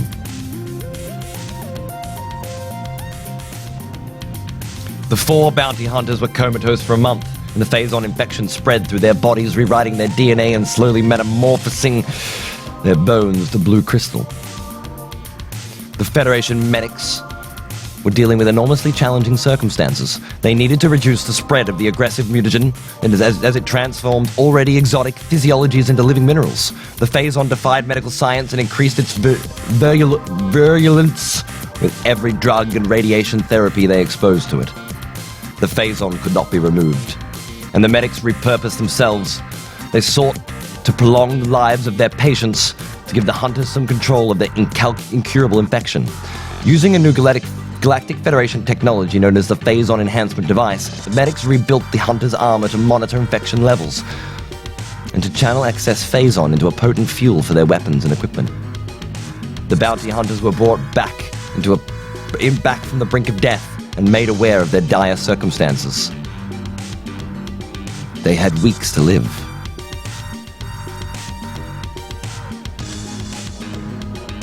The bounty hunters were updated regularly regarding the war.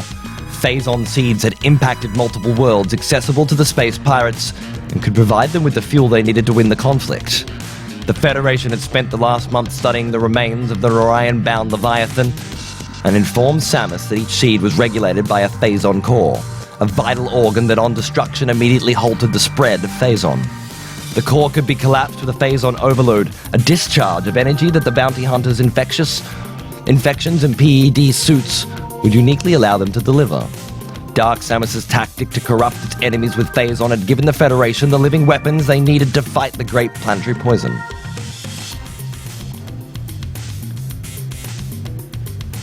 Each of the bounty hunters set on a course for Phazon-infested world to find and destroy the Phazon cores. Samus was soon informed the Galactic Federation had lost all contact with her fellow hunters. They had already succumbed to the Phazon infesting their bodies and were slowly becoming living avatars to the will of Dark Samus. Samus set out to the planets impacted by Phazon Leviathans to try and complete the corrupted hunter's missions herself, before she too was consumed by the Phazon madness growing within. Finding Phase. Samus Aran ventured across multiple planets and euthanized her fellow bounty hunters from their Phazon madness. She killed the deranged creatures within the Phazon Leviathans and collapsed the toxic cores at the heart of each seed. Her infection increased in severity, leaving her increasingly vulnerable to the tormenting projections of Dark Samus. At times, her flesh glowed with a poisonous aura so intense that blue light shone out of the cracks in her armor. Samus Aran was a creature of walking poison, and death was near.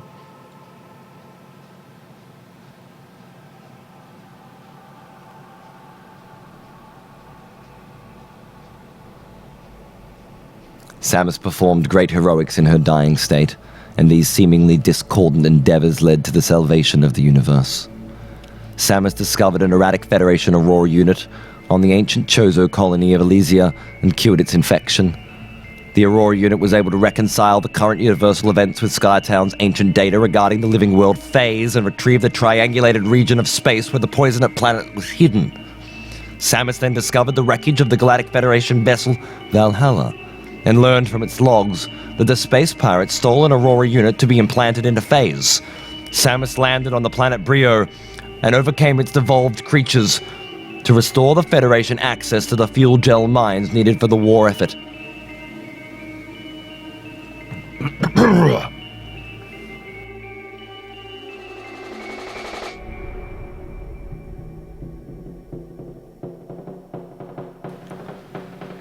Blah, blah, blah, Metroid Prime 3. We did this yesterday.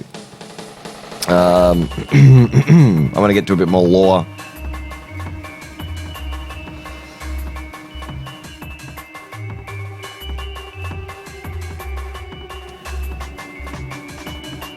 Samus followed the planet's mineral nerves and witnessed the Leviathan's maturation chambers. Beyond these, she finally arrived at the continental fault within which Dark Samus, the reincarnation of Metroid Prime, had violated the planet.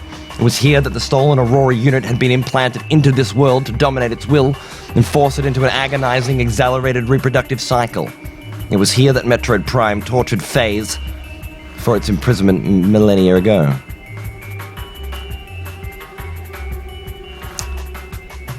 As the two battled, Samus Aran, dying and alone on a planet of poison, crushed them. That was the end of Metroid Prime 3. Phase had developed a symbiotic bond with the destroyed Aurora unit, and the severed connection was the death blow for the planet. Already weak from the torturous, forced reproductive cycle it had been made to endure by Dark Samus, Phase could suffer no more. As Samus ran to escape the upheaval, the ancient living world died beneath her feet. The Phazon energies within its belly lost their careful containment and began a meltdown that would tear the entire local region of space apart. All local Phazon activity appeared to be disrupted. The space pirate fleet in orbit found that their Phazon fuel had ceased to burn, rendering their ships immobile. Meanwhile, Samus Aran's Phazon infection suddenly faded into nothingness.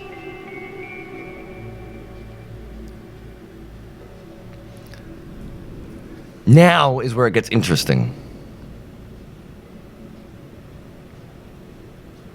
Because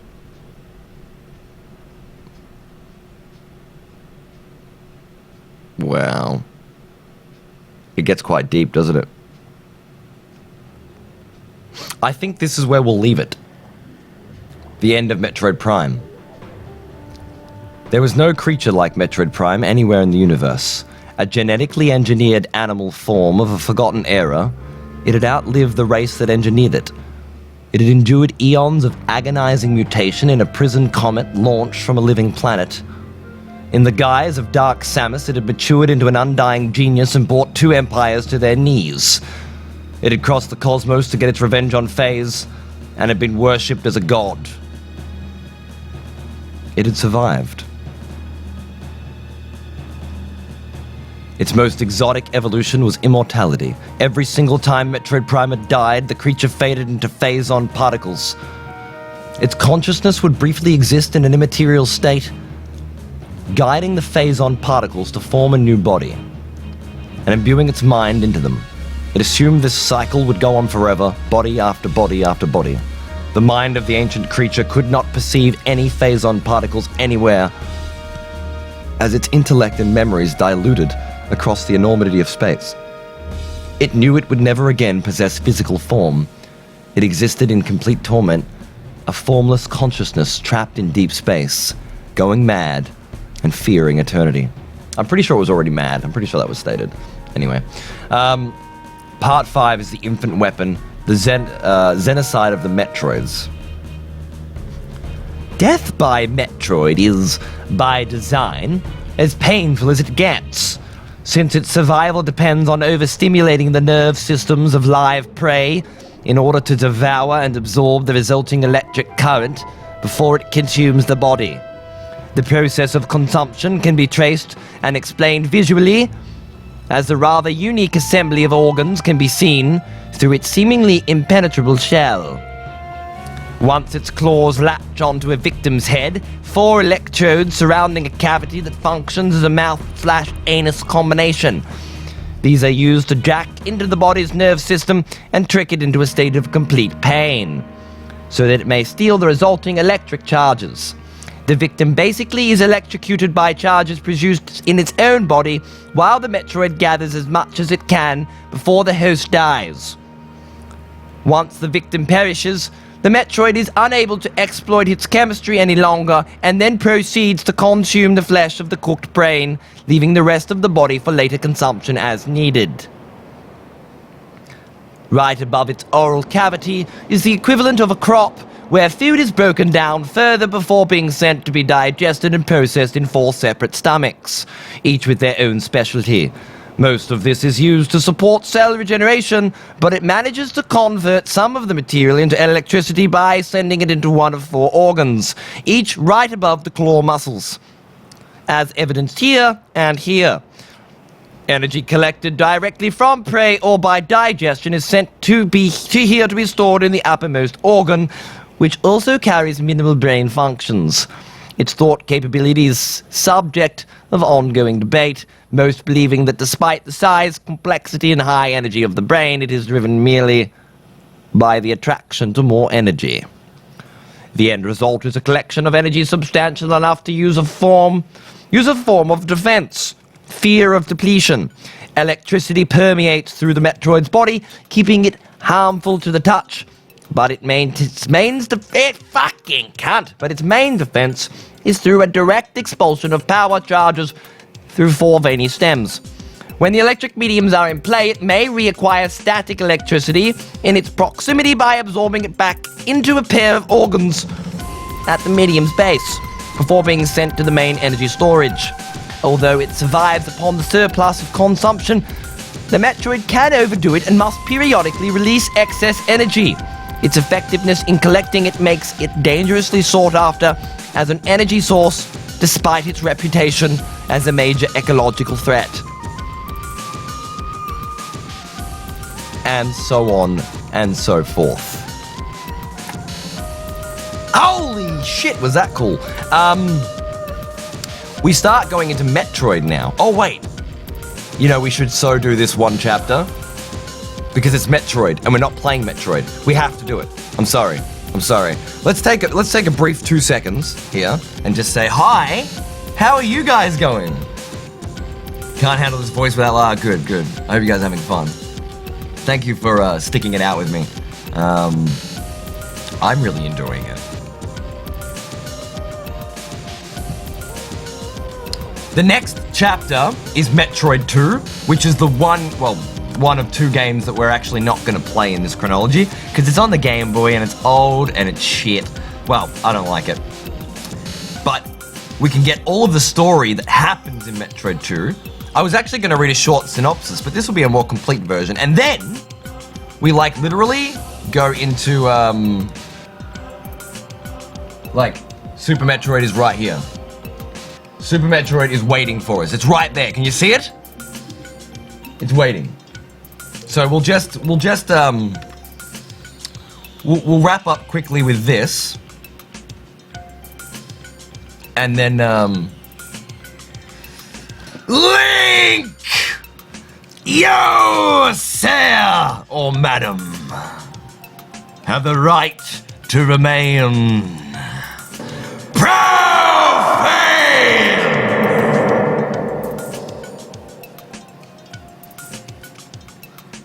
Welcome to the Expletives, Link. It's great to have you here, buddy.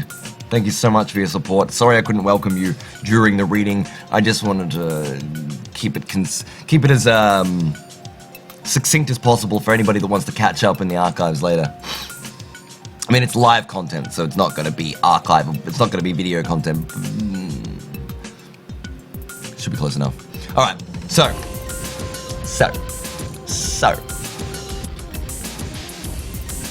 Let's get back to it.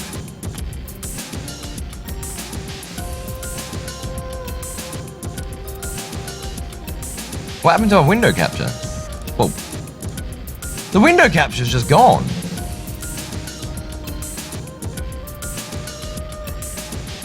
What? It's just gone. It just doesn't exist anymore. Now it grabbed... Did it grab chat? Oh my god. Hold on. Yeah, it's just... Oh, I'm gonna have to redo that. I hate OBS sometimes, man. Just let me window capture again really quickly.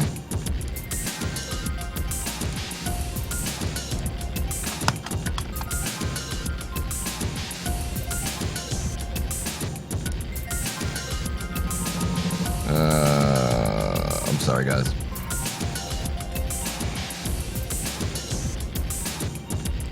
Won't be a moment.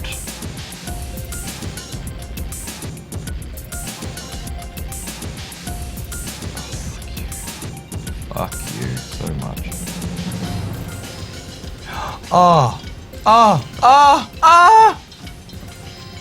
I'm just getting fucked here. Constantly fucked. Alright, here we go. That should do it. Select. Oh, God. And that'll do that. Alright. I apologize. It was annoying. Alright, let's put that back there. And let us continue. Hopefully you guys can see it alright. Should be right. Alright, let's go.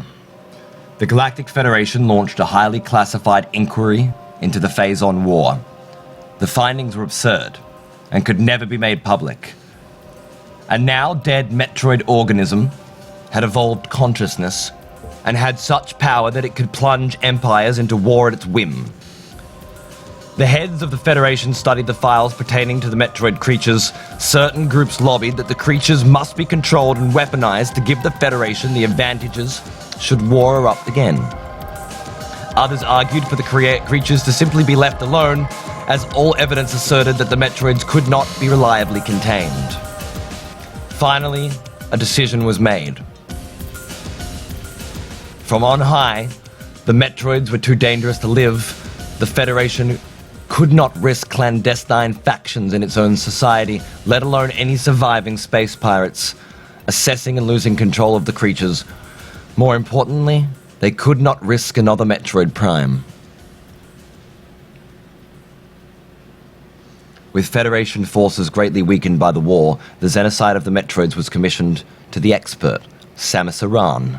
She set course for the only place where they now existed, the dark planet SR388. Metroid II. Beneath the dark planet, Samus journeyed to the isolated world and began her mission.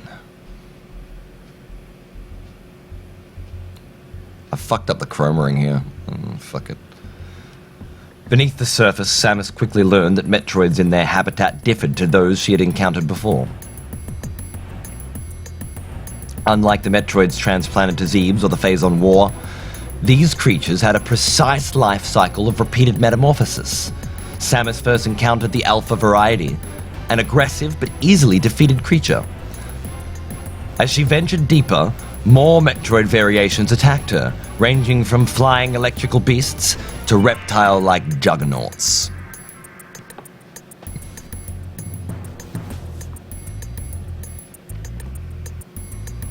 In the caverns of SR388, hordes of monsters and mad machines endlessly killed each other, while scavengers ate the dead.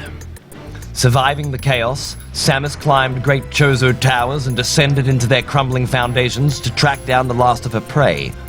Samus' suit informed her that the number of Metroids on the planet had entered single digits. Her mission had nearly been completed. Throughout, it seemed as if the entire planet was defying her.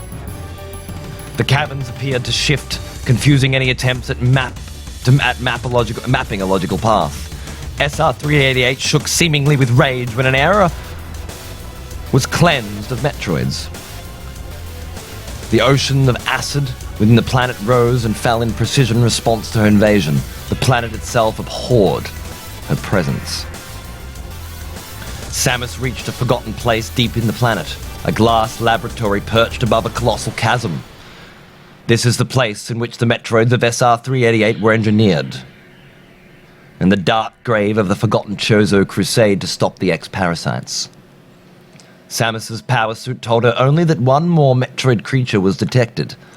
Samus armed herself for battle and entered its lair. The Metroid Queen was a huge animal, protected by an enormous carapace of natural armor. Samus fought the beast, and it cornered her against the battered laboratory walls. The hunter launched hundreds of missiles into the creature's roaring throat, eventually killing it. Progressing beyond the remnants of the Metroid Queen, Samus found that SR388 had one more surprise in store. During their battle, the Metroid Queen had laid a final egg to perpetuate her line. As soon as Samus approached, it hatched. A harmless juvenile creature emerged and immediately imprinted Samus as its mother. Despite her mission objective, Samus could not bring herself to kill a creature that meant her no harm. The hatchling consumed minerals blocking Samus's path and aided the bounty hunter in her return to her gunship. SR388 did not stop them. It did not raise its oceans of acid and blocked all creatures from obstructing her path. It let them leave. It had honed the Metroids into durable killers and intended for the last hatchling to grow strong amongst the stars and slaughter its way through any strangers who dared to invade it again. It's Boopy! We gotta get some boobies in the chat. Can we please get some boobies in the chat right now? Can we just get a fuck ton of boobies in the chat?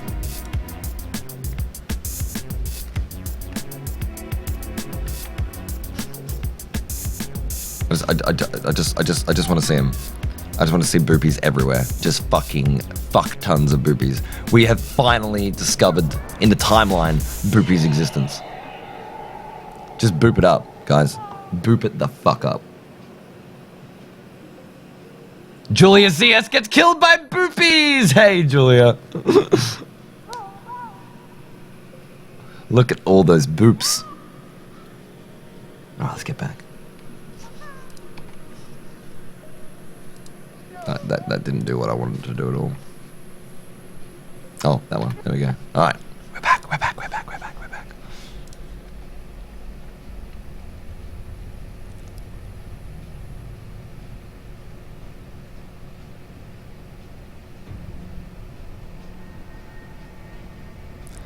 Unsure of her next move, Samus secured the creature and departed for the stars.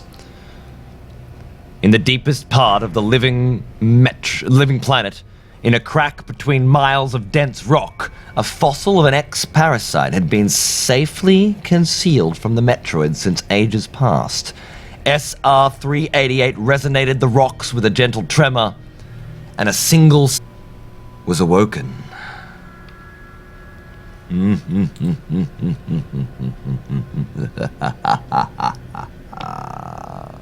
See, we just finished Metroid II, and it took about 8 seconds. Which is great, because I don't want to play that game. What's happening? Chrome's crashed.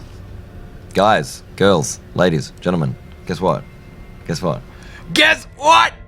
It's happening! We're ready. We're fucking ready. We're up to date. So after the big Metroid Prime phase-on war, the humans didn't know what the fuck to do about Metroids, decided that Samus is gonna go and kill them all. Samus goes to the only planet that still has Metroids, fucks all the Metroids up, kills Mother Brain, and there's a little baby boopy. Beep, beep, beep. And Samus can't kill it, so she takes it with her. And so begins one of the greatest games of all time. Super motherfucking Metroid, man.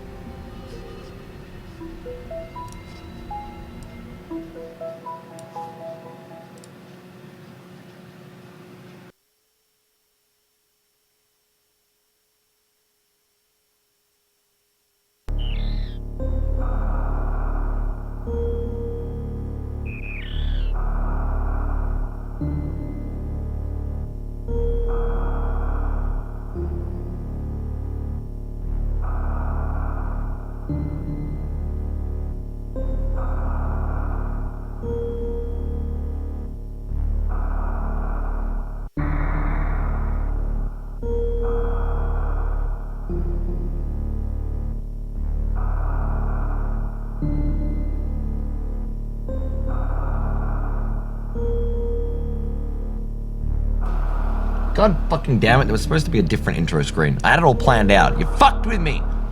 Why can't you do the... Why did you have to suspend... You know what? I don't give a fuck.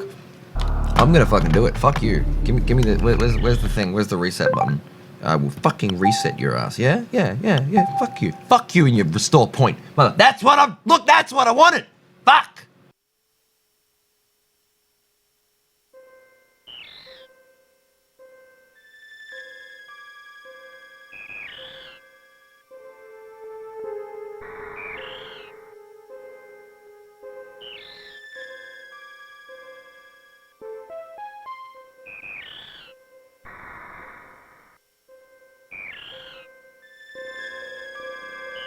That's how I planned to bring it in, right? Isn't that cool?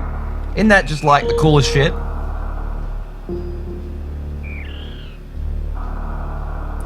Bow. Bow. Bow. Oh, yes! I love it. Are you guys excited for Super Metroid? I sure as shit am. But as I'm sure you probably guessed,